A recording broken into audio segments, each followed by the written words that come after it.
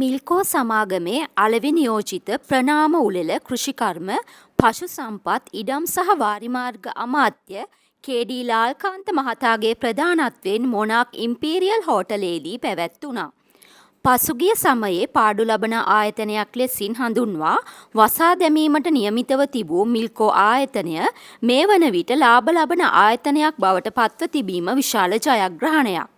ඉන්දියාවේ අමුල් සමාගමට ඉතාම අඩු මුදලකට විකුණා දැමීමට තිබූ මිල්කෝ ආයතනය විසින් පසුගිය වර්ෂයේදී එම ආයතනයේ සේවකයන්ට දැවැන්ත බෝනස් මුදලක් ලබා දීමට කටයුතු කළ අතර ආයතනය කිරි සපයන ගොවීන් වෙතද බෝනස් මුදලක් ලබා දීමට කටයුතු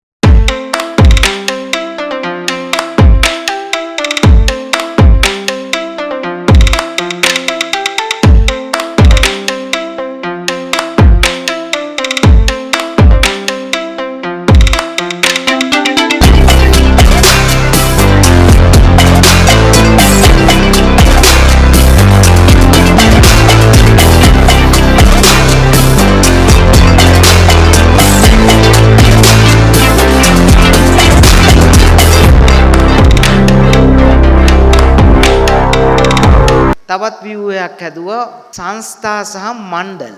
මොකද දෙපාර්තමේන්තු වලට වඩා වේගෙන් වැඩ කරන්න ඕන නිසා සංස්ථා මණ්ඩල හදලා අපි ඒවා අධ්‍යක්ෂක මණ්ඩල වලට බාර දුන්නා කටයුතු කරගෙන යන්න. තව කාලයක් යනකොට අපට දෙපාර්තමේන්තු කාර්යක්ෂම කරන්න ඕන වෙනකොට අපි දෙපාර්තමේන්තු සංස්ථා මණ්ඩල බවට පත් තියෙනවා. අද මම හිතන්නේ වැදගත් දවසක්.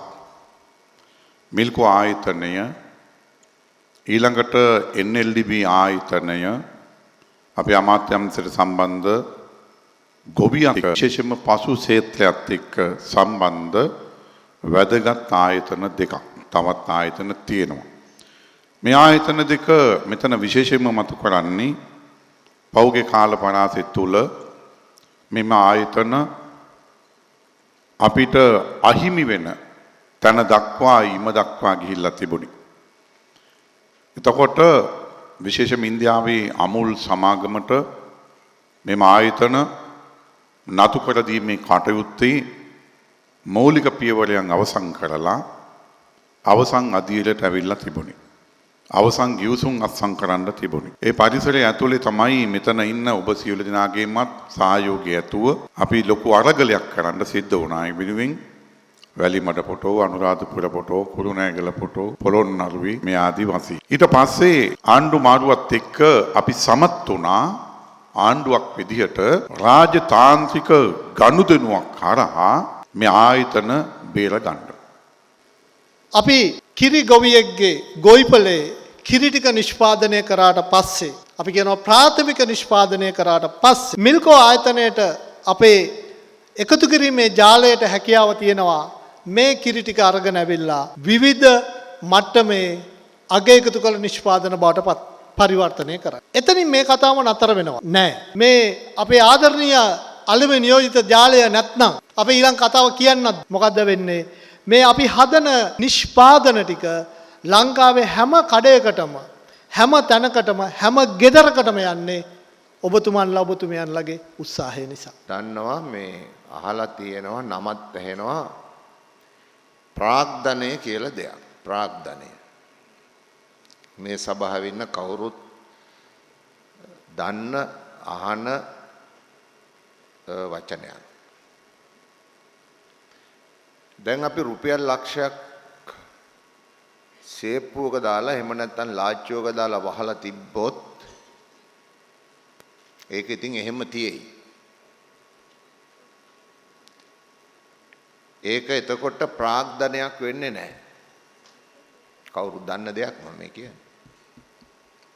ඒක ප්‍රාග්ධනයක් වෙන්නේ නැහැ. ඒක රුපියල් ලක්ෂයක් නම් තමයි. බඩල්ගම තියෙනවා ෆැක්ටරියක්. ඒකත් ඒක ප්‍රාග්ධනයක් නෙමෙයි දැනට. ඉතින් අපි බලාපොරොත්තු වෙනවා ඉදිරියේදී ඒක ප්‍රාග්ධනයක් බවට පත් කරා.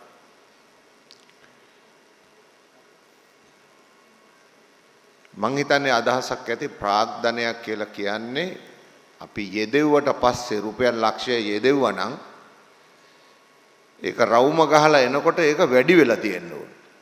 බස් එකක් බස් ගොඩක් තියෙන ඉන්න සමහර අය. ඒ ටික ගරාජ් එකේ දාලා එහෙම නැත්නම් කොහේ හරි වහලා තිබ්බොත් ඒක ප්‍රාග්ධනයක් වෙන්නේ නැහැ. ඒ බස් එක සමත් වෙනවා නම් වෙන අය ළඟ තියෙන දේවල් එකතු කරගෙන අපි ළඟට ගේන්න වෙන අය ළඟ තියෙන වටිනාකම් එකතු කරගෙන අපි ළඟට අරගෙන එන්න එතකොට ඒක ප්‍රාග්ධනයක් බවට පත් වෙනවා.